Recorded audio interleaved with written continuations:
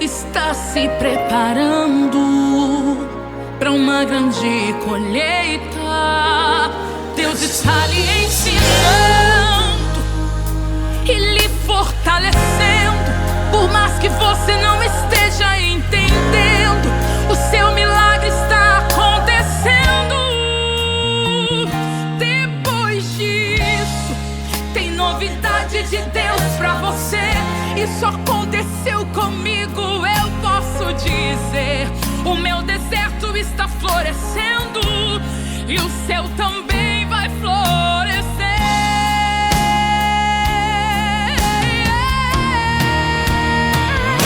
Estou sonhando, estou cantando, estou sorrindo, comemorando, estou sentindo o coração pulsando. O meu milagre já chegou, estou mais forte. A paz do Senhor, estamos chegando com mais um programa Bolsa de Mulher até você. Queremos já de cara te agradecer pela participação, né? Que tu envia esse programa para alguém. Se não viu os anteriores, aproveita. Toda sexta-feira tem programa novo com diversos assuntos para várias áreas da sua vida ou de alguém que você conheça que acha que esse assunto pode ajudar de alguma forma. Então participa, se inscreve no canal, né? Comenta, deixa aí uma dica de assunto. E hoje nós estamos aqui com as minhas companheiras de sempre, sim. Carol e irmã Felícia. Um prazer estar com vocês nos bastidores e não menos importante, o nosso querido Maurício. Verdade. E hoje nós temos uma convidada muito especial aqui, que é a Thaisi. Né? Pra mim é mais especial ainda, porque a gente deve ter o quê? Uns quase 30 anos de amizade, né, Thaisi? Sim. Revela a nossa idade. Mas nasceram, né? A gente é amiga de infância. E temos muitas histórias juntas. A Thaisi, além disso, trabalha também na liderança dos jovens aqui da UMADA, do campo de Alvorada. A Thaisi também é formada em enfermagem, é uma enfermeira, né? Mas hoje a Thaisi vem aqui para contar um pouquinho da história dela, que não tá tão relacionada nem à liderança, nem à profissão, mas é algo pessoal, né? Uma história, um testemunho de vida que ela tem, que a gente quis trazer ela porque nós temos certeza que pode abençoar e ajudar muita gente. Que é um momento muito difícil que muitas mulheres passam, né? Enfim, talvez podem passar. E a gente às vezes não sabe o que fazer, como reagir, como lidar com um momento de muita dor e sofrimento. E a gente vai falar hoje sobre como que uma mãe lida com a perda de um filho, de um bebê, né, na gestação, seja um aborto, seja no parto, mas assim, a perda de um filho que está sendo esperado, projetado. E a Thaisi hoje vai compartilhar um pouquinho da história dela com a gente, que é uma história forte, intensa, né? Eu vivi, assim, muito próximo às situações e a gente orou muito. Hoje eu já vou contar o final da história. Dá spoiler. Não, dá spoiler. Dá spoiler. Pode dar um spoiler, mas eu vou deixar tu falar. Não. Pode falar. O final da história é que hoje o milagre dela, a promessa dela tá com um mês e 10 dias. Um mês e 10 dias, né? O Augusto tá aí no estúdio. Tá por aí. Ele tá presente nesse presente. Mas ele é aquela luz, né, que veio, que Deus trouxe para tua vida depois de uma tempestade, um temporal difícil. E daí compartilha com nós um pouquinho da tua história, Thaisi. Tá bom, então, uma boa noite, né, a todos. Meu nome é Thaisiele, eu tenho 34 anos. E como a Josi falou, antes que o Augusto chegasse na nossa vida, né, nós fomos provados e aprovados, né, pelo Senhor. Sou casada há 14 anos. Isso, casada há 14 anos. E no ano de 2019, então, o Senhor aprove, né, que nós tivéssemos a nossa primeira gestação. Eu estava com 28 anos, bem empregada, casa própria, carro, tudo certinho, né, na visão humana. Sim. E só faltava a cereja do bolo. Em 8 meses de tentativa, veio o primeiro positivo. E nós estávamos radiantes, né, tudo no nosso domínio humano, ocorrendo da melhor forma possível. Fizemos a primeira eco, eu já estava com 2 meses, então já tínhamos um bebezinho com batimento cardíaco, tudo certinho, tudo muito lindo, muito perfeito. Procuramos, então, um médico, né, para acompanhar a nossa gestação, tudo. Nessa época eu já trabalhava em hospital, eu sempre trabalhei em UTI neonatal.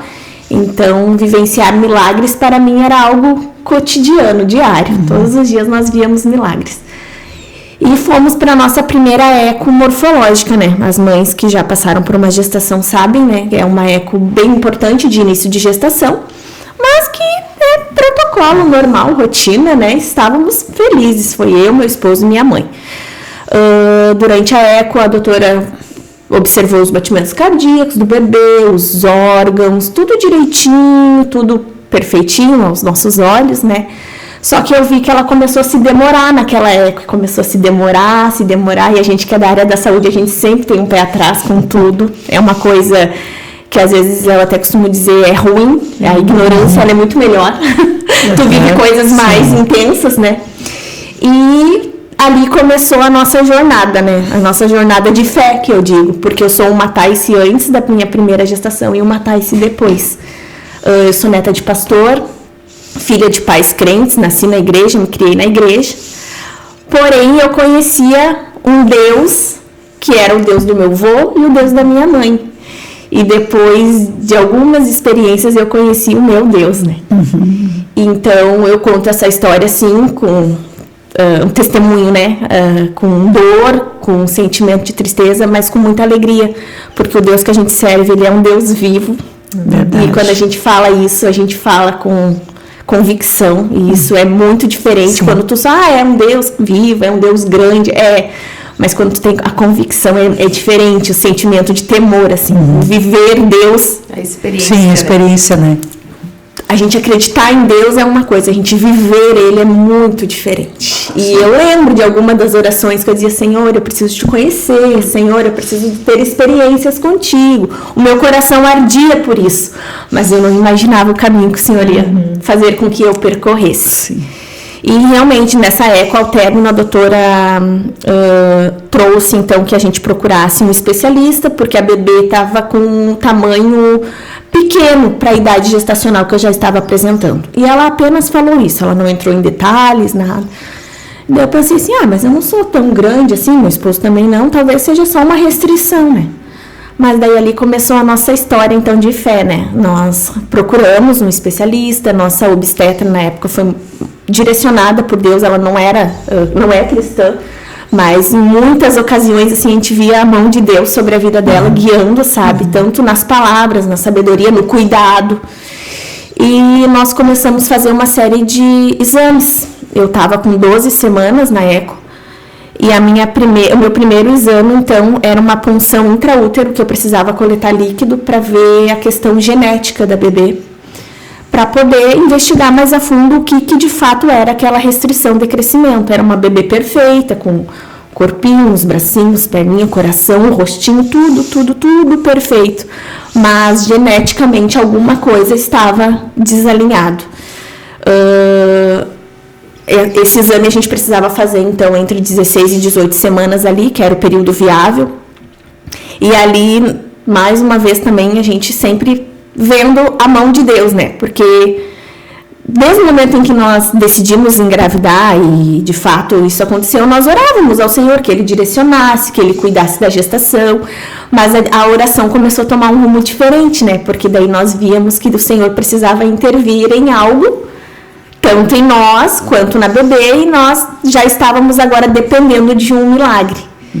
E nós fizemos o exame comprovou, ela tinha uma alteração genética, e segundo os médicos era de incompatibilidade com a vida.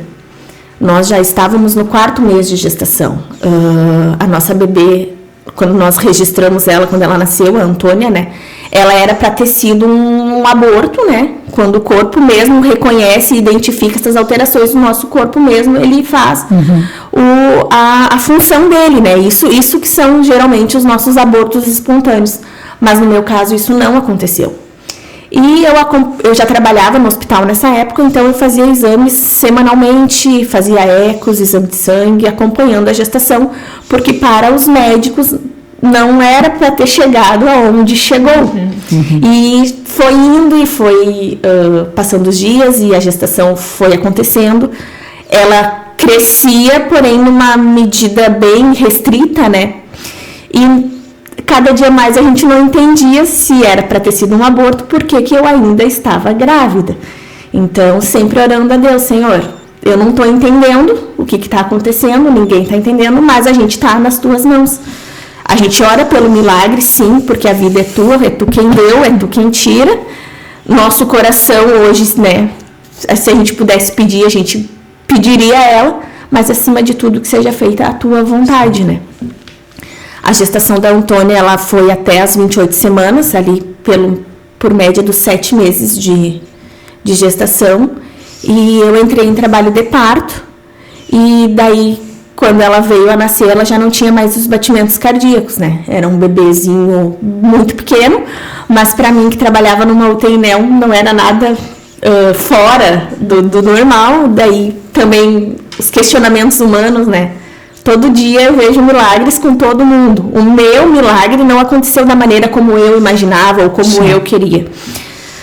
Nós precisamos registrar ela, porque ela já nasceu com uma idade gestacional avançada. Nós precisamos na época, fazer o enterro, né? Todo o protocolo, tudo.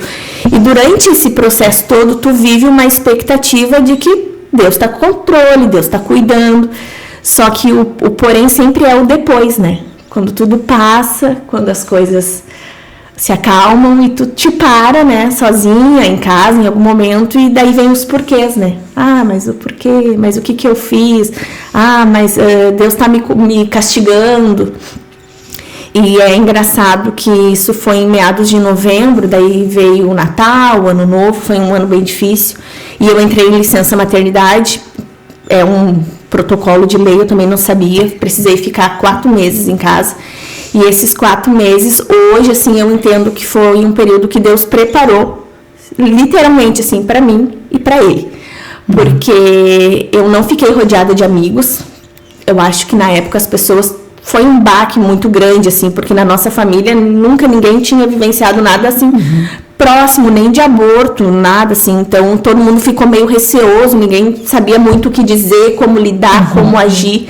E eu entendi isso. E o meu esposo voltou a trabalhar, então naqueles 4 meses era eu e Deus, assim. E eu sempre busquei o consolo, né, em Deus, porque eu sabia que não adiantava, não tinha o que se fazer. E foi através de louvores e pregações, assim, que lendo a palavra, que Deus foi confortando o meu coração. Eu dizia que eu estava triste, muito triste, mas o meu coração estava em paz. Eu nunca me senti enlutada com aquilo. Aquilo nunca me causou revolta, murmuração. Não, meu coração tinha paz. Então, eu entendia que o milagre também estava nesse sentimento em mim. E Deus estava tratando algo em mim, me amadurecendo, me preparando para algo maior. E na nossa cabeça, nós em 8 meses engravidamos, agora nós vamos de novo. Foi uma experiência, Deus falou conosco, nós fomos tratados e agora nós vamos ter o nosso bebê. E daí nós passamos um período de 5 anos. Por 5 anos o Senhor não falou nada, o Senhor se calou. Silêncio. O silêncio de Deus. Por 5 anos eu não engravidei de maneira nenhuma. Eu precisei, durante a gestação, acompanhar com alguns especialistas, até para entender o porquê dessa alteração genética da bebê, né? Não tinha nada, os exames davam tudo ok, tudo certo. A gente fez vários exames, vários acompanhamentos e nada acusava nada. Então era tudo viável para o sim. Porém, a gente recebeu um não. E nesses 5 anos eu vivi o silêncio de Deus. Eu não tinha nenhuma perspectiva de que se eu seria mãe ou eu não seria mãe. Pelos médicos, sim, mas não acontecia, nada fluía, as coisas não. E eu questionava Deus, sim, mas ao mesmo tempo eu dizia, Senhor, eu estou nas tuas mãos, eu sei que tu está cuidando. Talvez eu não esteja ouvindo a tua voz da maneira como eu quero ouvir, como que eu imagino que o Senhor tenha que falar, mas eu sei que o Senhor está cuidando e eu sigo confiando. O Senhor sabe o desejo do nosso coração, o Senhor sabe o que a gente pede, né, no secreto, então está nas tuas mãos. Quando nós entramos no 6º ano, foi no Congresso dos Jovens do ano passado. nós estávamos na frente do grande coral, e uma semana antes veio o meu segundo positivo. Mais uma vez, nossa casa se encheu de alegria, de esperança. Nossa, depois de 6 anos, né, nós vamos vivenciar mais uma vez, né, essa bênção, esse milagre que é gestar. E na primeira eco que nós fomos fazer, nosso bebê não tinha batimentos cardíacos, mas ainda era muito cedo, o embrião estar se desenvolvendo, e nós repetimos a eco no tempo certo e o bebê continuava sem batimentos cardíacos. E mais uma vez, por ser da área da saúde, eu já entendi que não ia ser uma gestação viável. Nós passamos pelo congresso, eu estava gestando, porém o meu bebê não tinha vida. E eu lembro que eu orava assim: Senhor, de novo, o que eu não aprendi ainda? O que o Senhor está tentando tratar comigo que eu ainda não entendi? E no congresso a gente pensa, né, agora o Senhor vai levantar um profeta, vai entregar uma mensagem, agora o louvor vai falar comigo, o pregador vai vir e vai... E não, o silêncio de Deus se manteve intacto. E eu, meu Deus, é a fé, né, até onde a nossa fé vai, porque a gente imagina, a gente é crente na igreja, a gente é crente no coral, a gente é crente servindo, mas e quando tudo diz que não? Né? Quando não se tem nenhuma perspectiva do positivo, do certo, e aí, como que tu enxerga Deus diante de tudo isso, né? E naquele ano, do ano passado, no caso, o Senhor começou a levantar, então, profetas, pessoas próximas, assim, que o Senhor ia mostrando, né? Um bebê conforto no carro. A nossa história da nossa primeira gestação a gente abriu assim para a família, né, que eram os mais próximos, e alguns amigos. Não foi nada que a gente saiu falando, até porque era uma questão muito delicada para nós. Até hoje assim e a gente costuma ser muito reservado em questões particulares assim. Então poucas pessoas sabiam de fato o que tinha acontecido. Sabiam que a Thais tinha ficado grávida, mas que tinha perdido o bebê. Então, quando eu falo hoje assim, não, o bebê eu não perdi, ele nasceu, as pessoas se apavoram, até assim, mas a gente nunca ficou sabendo, mas como que foi isso, sabe?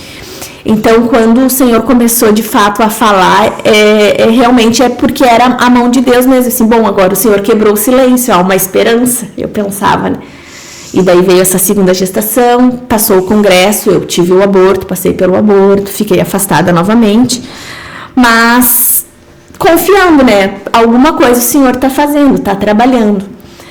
Nesse período dos 5 anos, eu cheguei a cogitar com meu esposo, olha, se a gente conseguiu engravidar uma primeira vez, já faz 5 anos que a gente está tentando, então vamos fazer uma fertilização, porque é viável, só que por meios naturais não está acontecendo.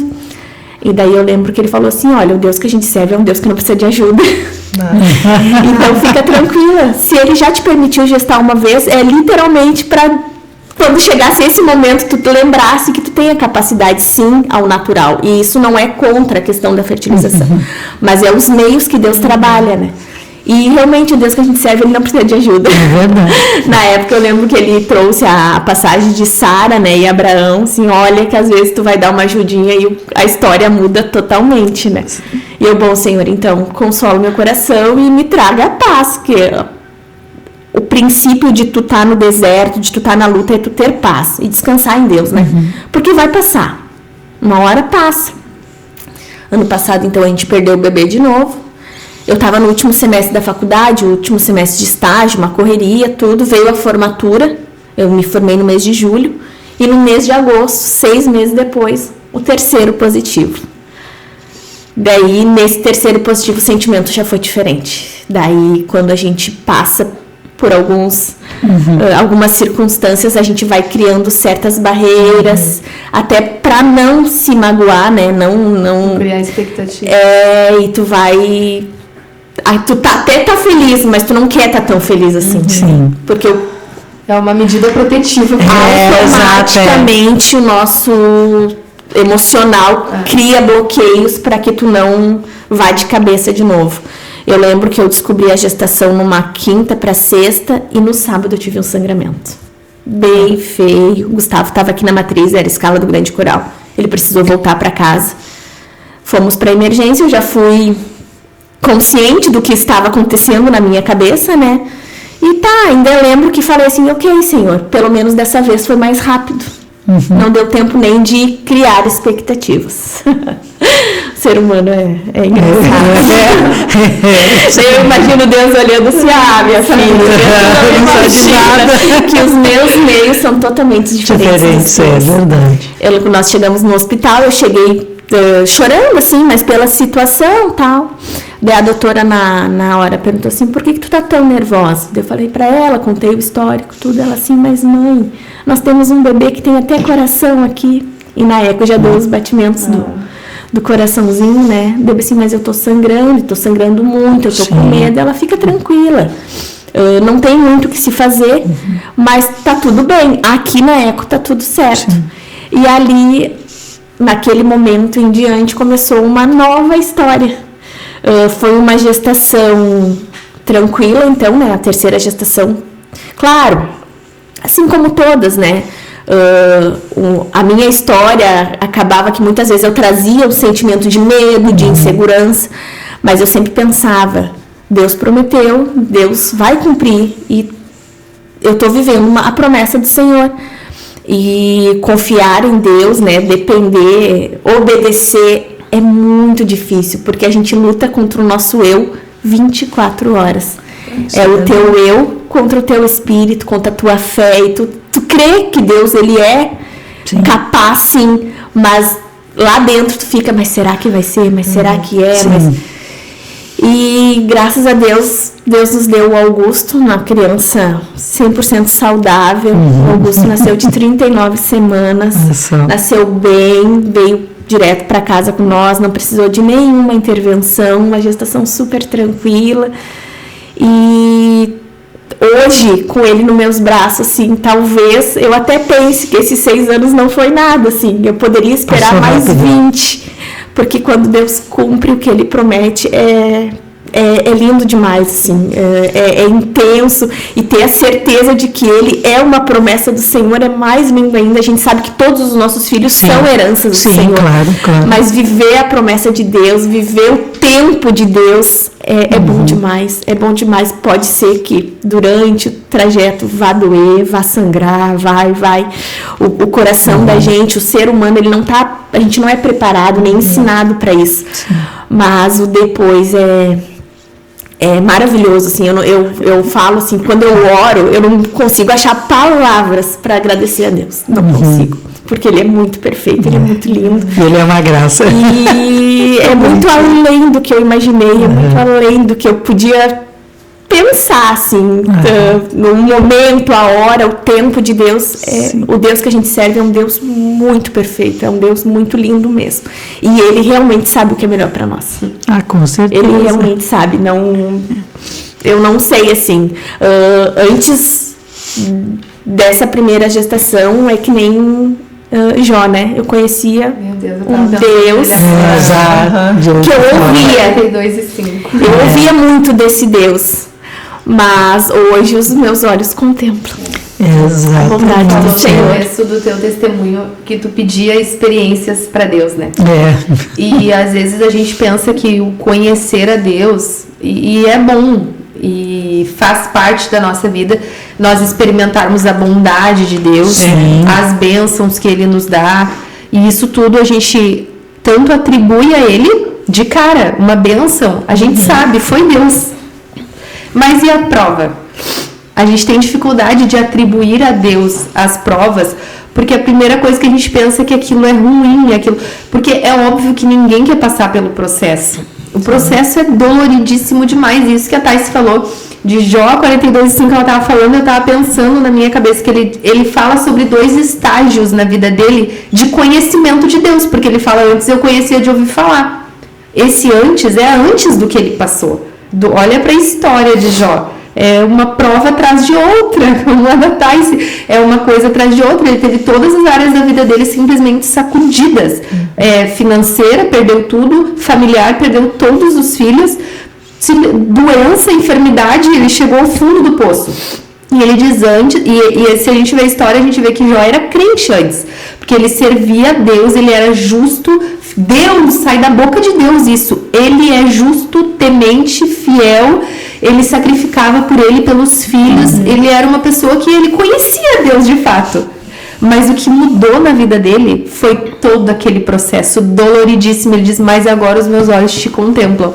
Ele mudou completamente o nível de conhecimento, de revelação de quem é Deus. Por isso que eu tô falando e eu pensando assim, né? Quanto é importante essas experiências que a gente tem com Deus. Elas mudam completamente o nosso relacionamento com Ele. Tu disse, eu era a Thais antes da primeira gestação e a Thais depois. Uma coisa que eu acho interessante que tu comentou lá no começo sobre a gestação da Antônia, né? Por ela ser incompatível com a vida, te foi não ofertado, mas te dado uma possibilidade de tu abortar, né? Seria um aborto legal. Quando chegou o diagnóstico dela, no Brasil, né? Todos os bebês incompatíveis, nós temos respaldo jurídico legal para interromper a gestação.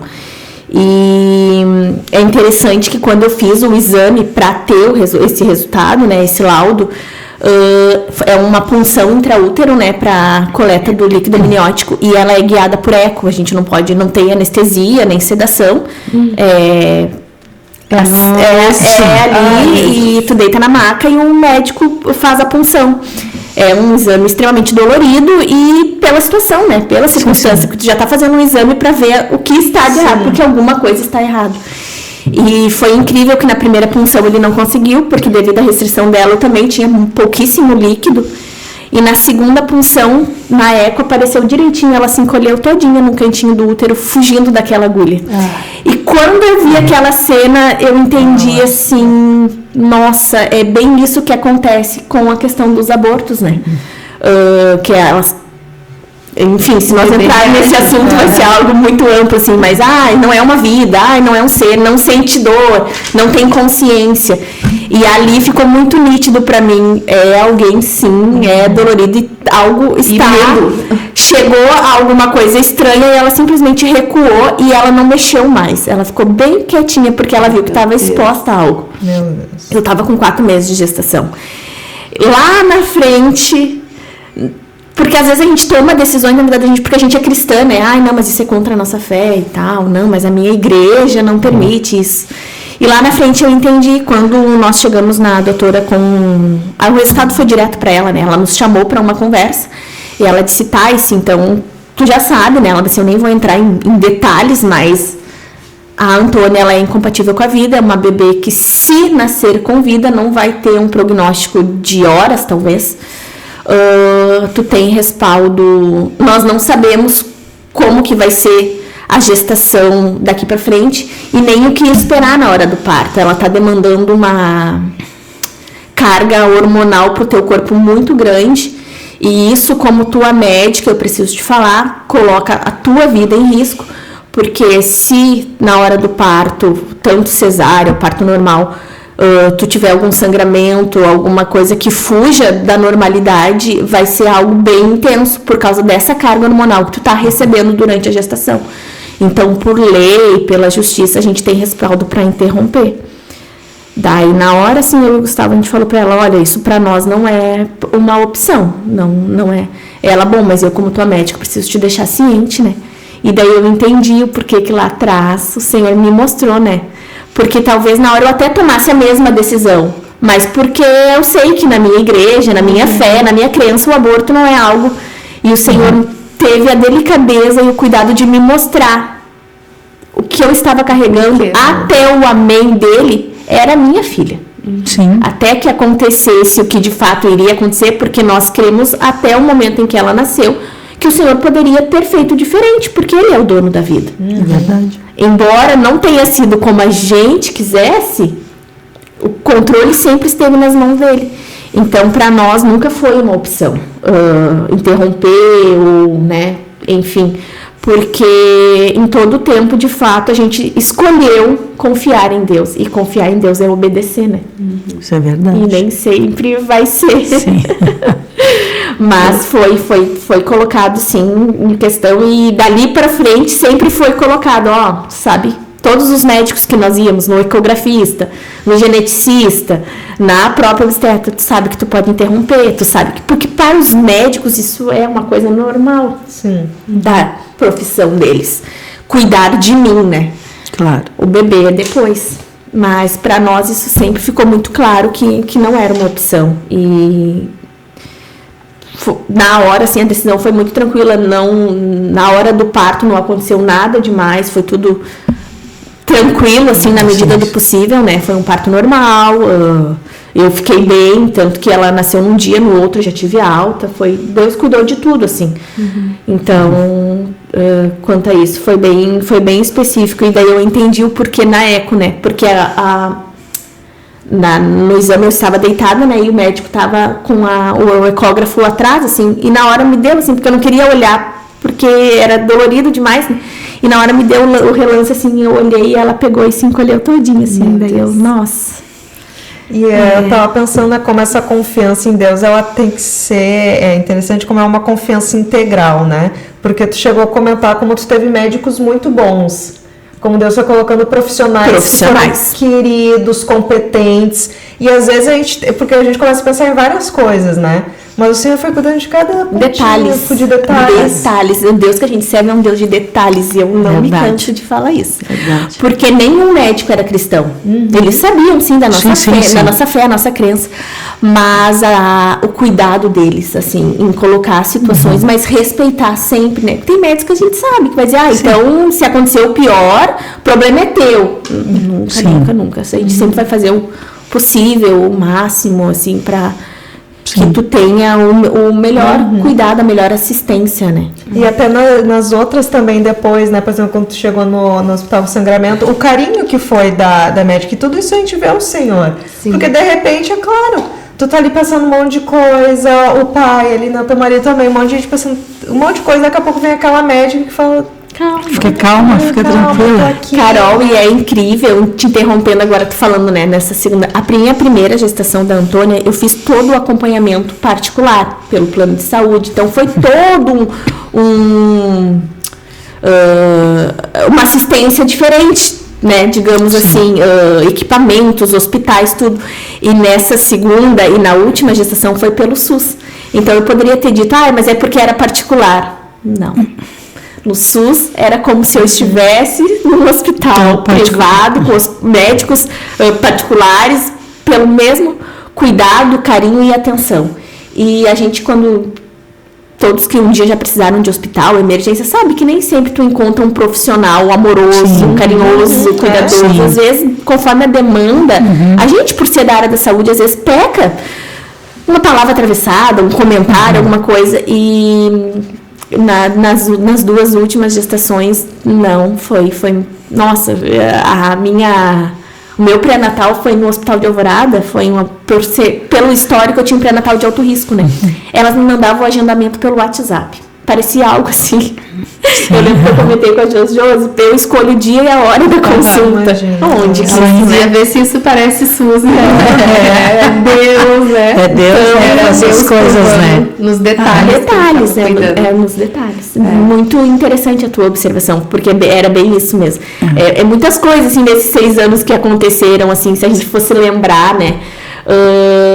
Com a mesma idade gestacional que eu perdi a Antônia, o Augusto teve eu não digo restrição de crescimento, mas o percentil dele caiu, que ele vinha desenvolvendo numa certa velocidade, e quando ele chegou nos 7 meses de gestação, que foi quando eu perdi a Antônia, ele começou a desenvolver menos.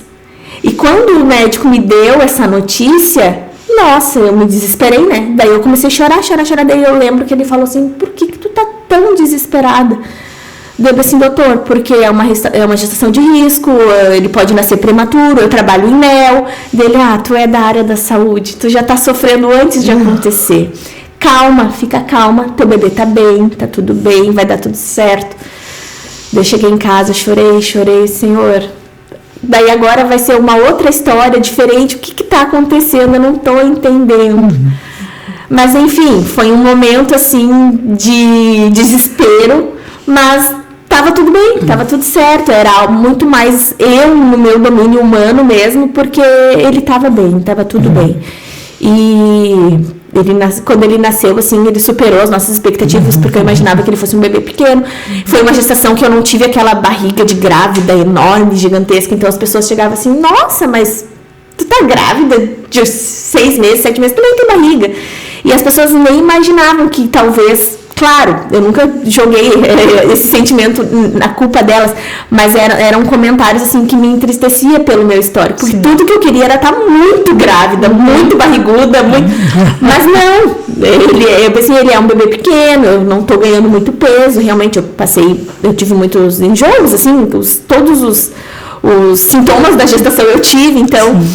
E eu então imaginava que ele fosse um bebê pequeno, restrito, até talvez nascesse antes, mas não, nasceu com 3 quilos e pouco, nasceu bem grande, a gente não entendeu onde é que ele estava escondido. Passou tudo isso e ele é a cara de quem? Do pai. Pois então. Não, todo o processo. Se vocês veem a criança. É o xerox. E falando em pai, algo assim importante. Como foi, assim, para vocês dois, como casal, lidarem, né? Porque são sentimentos diferentes, né? A mãe reage de um jeito, o pai de outro. Como é que foi, assim, vocês dois, desde a primeira perda, assim? Eu lembro que na noite que a Antônia nasceu, no domingo, final de tarde, assim. Então, aquela noite, assim, eu passei no hospital, né? E eu lembro que eu pensei assim, bom, 2 caminhos, né? Ou agora o casamento da gente acaba, né? Porque isso abala muito uma família, e não porque o casal não se ama ou não se gosta, mas porque é difícil tu lidar com os sentimentos, e às vezes tu quer que a pessoa sofra mais que tu, tu nem tá sofrendo, eu tô sofrendo, e fica subjugando, né? Ou a gente vai se fechar e o negócio vai, de fato, né, acontecer, e a gente vai encarar de cabeça, né? E graças a Deus, assim, o Gustavo, em todo o tempo, ele é muito calmo, né? Ele não é da área da saúde também, então muita coisa ele nem entendia. Ele é homem também, então? Sim. Exatamente, muita coisa ele nem entendia, mas ele sempre foi muito tranquilo nas palavras dele. Ele dizia assim, a gente escolheu confiar em Deus, então a gente precisa viver isso. E eu lembro que o Gustavo queria mais que tu, né? Muito. Antes de tu engravidar. O sonho dele. Ser pai, isso. Pra mim, como eu trabalhava no Manel, eu vivia bebê. Rodeada de bebê, dia e noite. Então eu dava conta, bebê, eu fazia plantão, então tudo isso eu vivia diariamente. E ele não tinha essa realidade. Então, eu não tenho como mensurar o sofrimento dele, porque homem é muito diferente, né? Foram poucas vezes, assim, que eu lembro de ver o Gustavo chorando, do Gustavo sentar e desabafar, assim, de fato, o que ele estava sentindo. Outra coisa, nós perdemos a bebê no domingo, enterramos ela na segunda, sexta-feira ele estava trabalhando. Meu Deus. É diferente pro homem, né? Eu tive meu tempo em casa, que eu pude fazer meu devocional com Deus, que eu pude chorar, que eu pude gritar, mas que eu pude ouvir uma palavra, ele não teve, a vida continuou acontecendo para ele. E então, mas a convicção dele de que Deus estava no controle sempre foi um pouco maior que a minha, assim, porque eu tinha momentos que eu pensava assim, tá, mas e se a gente fizesse isso? Mas e se ele... Não. A gente escolheu confiar. A Sara velha, né? Eu acho que isso, eu dizia assim, eu pensava, né? Eu, mas é a mulher, ela sempre quer resolver, né? Ela sempre quer dar um jeito. Sim, isso é verdade, é mesmo. E da gestação do Augusto foi a mesma. Toda vez que eu ia na médica, ele dizia, me conta como que foi hoje, porque ele sabia que eu ia chegar em casa com alguma... Eu tive uma anemia bem importante, assim, eu ficava bem preocupada. Disse, é porque eu não tô comendo, que ele não tá crescendo. E a doutora, não, isso não tem nada a ver uma coisa com a outra. Ele dizia, calma, então come, então. Ele sempre guiou a nossa casa, assim, as nossas decisões com muita calma, muita sabedoria. O Gustavo, ele é muito tranquilo no agir, às vezes até demais, né, por ser homem. Mas isso foi bom, foi muito bom, porque isso me acalmava, né? E me trazia pro centro. Claro. Exatamente, ele disse, se a gente escolheu confiar, a gente vai confiar de fato. Sim. Então, graças a Deus, assim, eu louvo a Deus pela vida dele, porque realmente ele queria muito ser pai, e hoje o guri é a cara dele. Então, vocês vão ver que o Gustavo tá sempre se rindo, assim, porque de fato ele sofreu, passou o processo, mas o Senhor abençoou ele o dobro. Deu dobrado pra ele, acho que a fé dele foi maior que a minha uma vez. O xerox. Mas e também foi legal tu falando, né? E tem realmente essa diferença da licença maternidade e paternidade, né? No fim, pro homem acaba sendo menos dias, mas ali tu ficou e muitas vezes era lendo a palavra, vinha o louvor, fortalecendo, né? Porque era aquela coisa... Chorar é normal, é claro que a gente vai ter os sentimentos. De repente tem aquele dia que tu não consegue nem falar uma palavra, tu vai ter... Mas pelo menos assim, eu tô nesse momento, eu só posso fazer uma coisa. Que é ir pros pés do Senhor. E daí os louvores, né? A importância disso foi realmente. Foi o que Ana fez, né? Exatamente. Ana correu. E é interessante que, na verdade, foi alguém que... quando logo que a gente casou, assim, a gente foi orientar assim, tenham referências, né? Que vocês busquem aconselhamentos. Sim, claro. E quando aconteceu isso tudo com nós tínhamos um casal de pastores, assim, que a gente conversava muito. E eu lembro que ele falou assim pra mim, sim, tu vai ter 2 caminhos e é tu quem vai escolher. Ou tu vai te agarrar no luto e vai viver esse luto intensamente, e vai te amargurar, e vai chorar, e vai sofrer, e vai te remoer, e isso vai te enterrar viva. Ou tu vai viver o luto, vai sofrer, mas vai chegar um dia que tu vai dizer, pronto, agora a minha vida vai continuar e eu vou crer em Deus, eu confio em Deus e tá nas mãos de Deus. E só que a decisão tá nas tuas mãos, não é ninguém que vai decidir por ti. E as tuas atitudes vão revelar de fato qual caminho tu escolheu. Não adianta tu ficar... pegando as roupinhas dela e chorando, e buscando esse sofrimento e alimentando essa tristeza. É a gente que alimenta, é a gente que escolhe. E aquilo ali ecoou muito forte no meu coração. Então, eu fiquei em casa sozinha, né? Eu pensava assim, bom, realmente, nós tínhamos o quartinho dela, as roupinhas, as coisas, eu já estava com 7 meses, né? Eu fiz a minha parte, porque eu estava crendo no milagre. Eu preservei o tempo certo de desfazer as coisas, tudo, mas eu levantava de manhã e escolhia, Senhor, hoje é mais um dia que eu estou na tua presença. E entregava aquele dia nas mãos de Deus e vivia na presença dele, para não deixar que o luto me consumisse. E não alimentar aquela dor, né? Porque ela dói, é uma coisa que dói. E é a gente que alimenta. Se a gente ficar remoendo e alimentando e se lamentando... A gente não chega em lugar nenhum. Verdade. Você falou do teu esposo, né? Mas e a família? A família. Então, a gente viveu isso muito, eu e ele. A família, assim, a minha mãe sofreu muito, a mãe do Gustavo também. A gente via, assim, a gente sofrer, hoje eu entendo. Sim. É uma coisa, agora tu vê o teu filho sofrendo. É muito diferente, gente. Isso Nossa, o Augusto tem uma cólica, eu tô chorando junto com ele. Tu não quer que teu filho sofra. Sim. Então eu imagino assim que a dor do coração das nossas mães deve ter sido algo, porque elas viam o nosso sofrimento. Elas perderam um neto e estão vendo os filhos sofrer. E por isso que eu pergunto essa importância da família entender, né? E como eu trouxe assim, numa Felícia, todo mundo, assim, as pessoas próximas sabiam, né, o que estava acontecendo, mas as pessoas tinham até, eu não sei se era medo ou receio de tocar no assunto.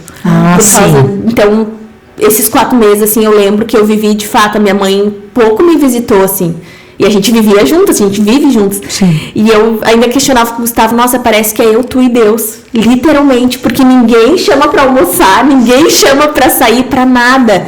Foi, assim, mas é que era um período de tratamento real, período de separação, sabe? E eu pouco me lembro, assim, da família, tipo assim, almoço de domingo, coisa, eu pouco me lembro desse período. Eu perdi o Antônio em novembro, então eu fiquei em casa dezembro, janeiro, fevereiro, março. E quando eu voltei, estourou a pandemia. Então o Senhor mais uma vez isolou todo mundo. Verdade, isso aí. Estourou a pandemia. Então era hospital, casa, hospital. Mas... assim, próximos a nós, assim, que a gente conversou abertamente sobre tudo, foi as nossas mães. Eu e o Gustavo, a gente não tem os pais, né? Sim. O meu pai e o dele já são falecidos. Nem com os nossos irmãos, assim, tios, a gente não... Sim. A gente sempre falou assim, não é segredo pra ninguém, não é algo assim, a gente não quer que comente. Mas não é um assunto que a gente sinta a vontade de... chegar assim, deixa eu te contar a minha história. Deixa eu te... Não.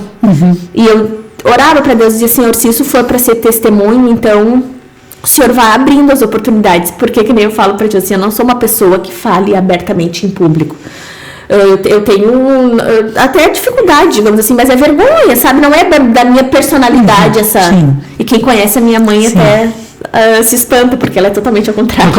E ela espera de mim algo que nem ela, mas eu sou totalmente o oposto.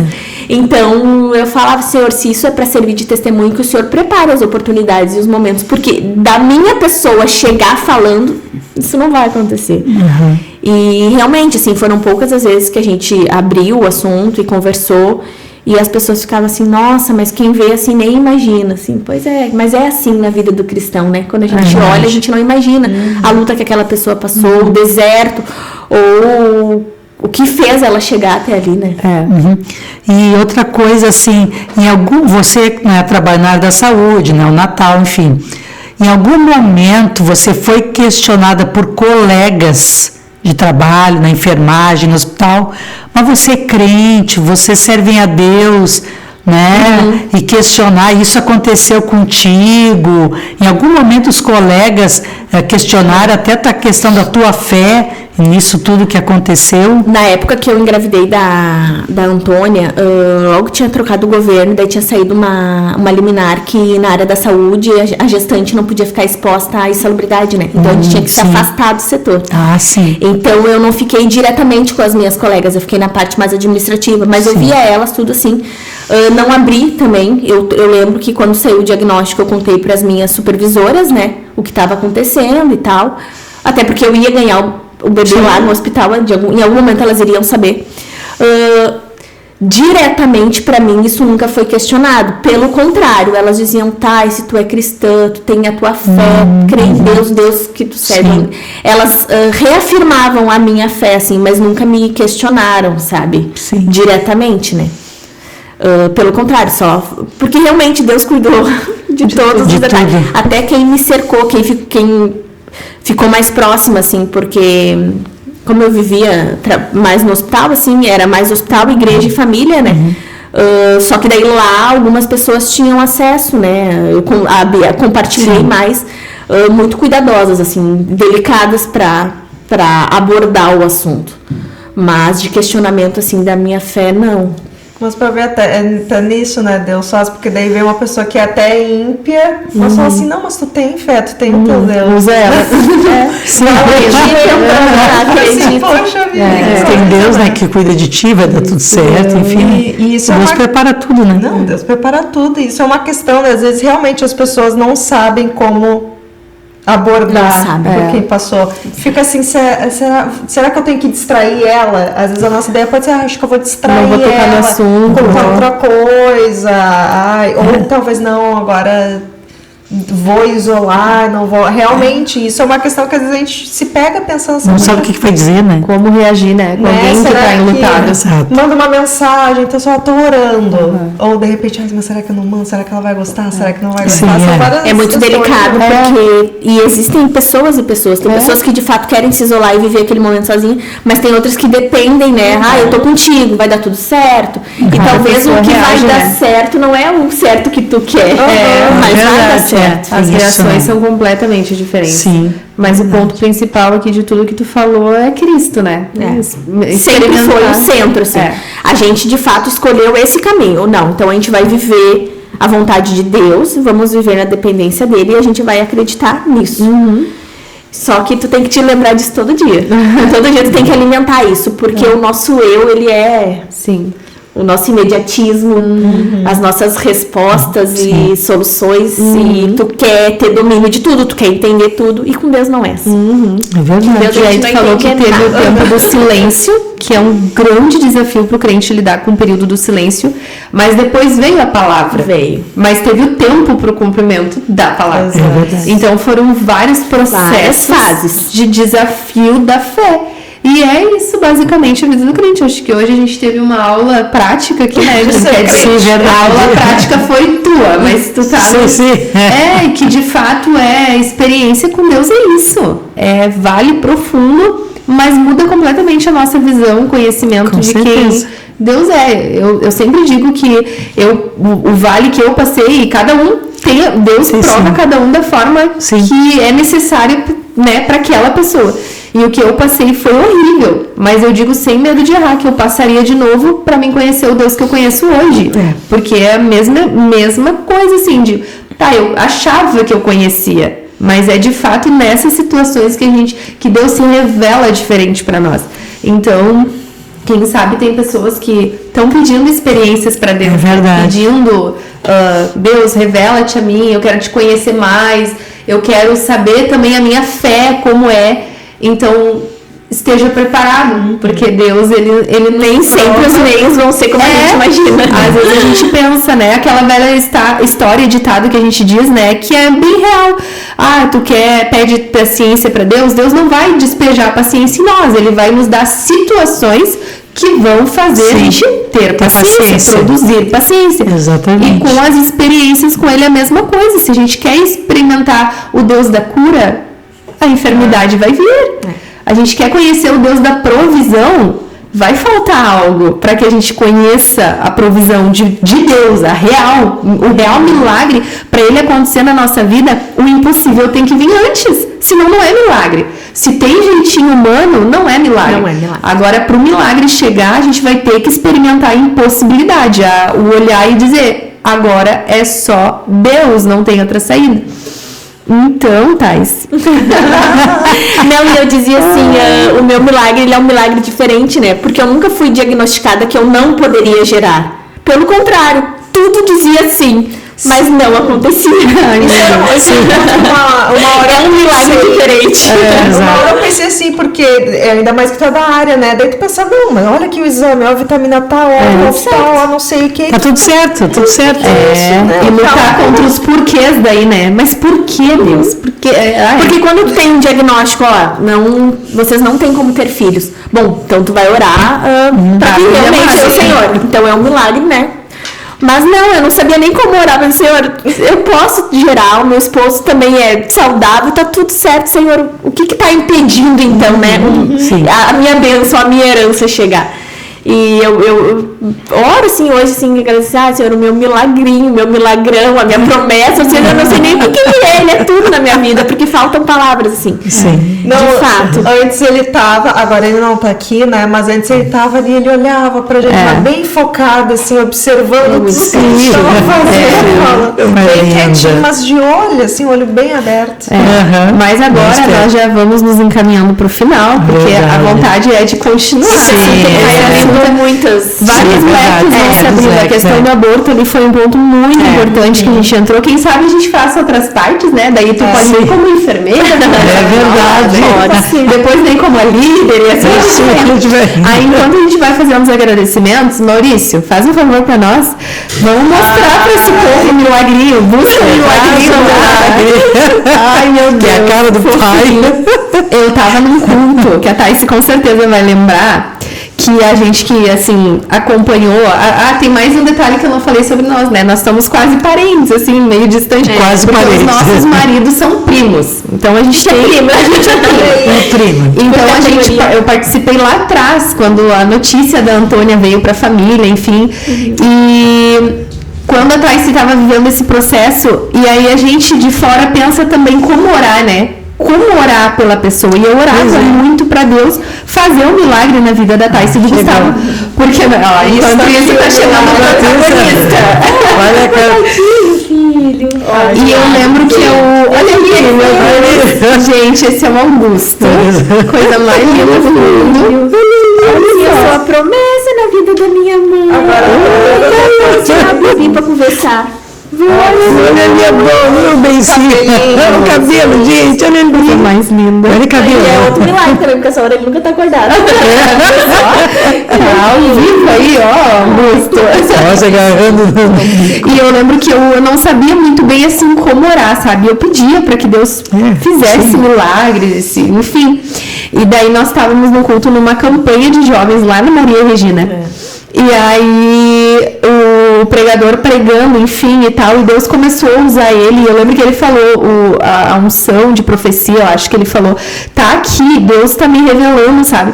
E ele entregou para algumas pessoas, assim, ele chamou a Thais lá na frente, sabe? E talvez para quem não sabe do histórico, assim, não fez muito sentido, não fez muito sentido, sabe? Mas ali foi o primeiro culto que Deus falou com nós, depois de 5 anos. Meu Deus. E daí depois começou, aonde a gente ia, como se Deus, tá bem, então minha filha, eu vou te acalmar.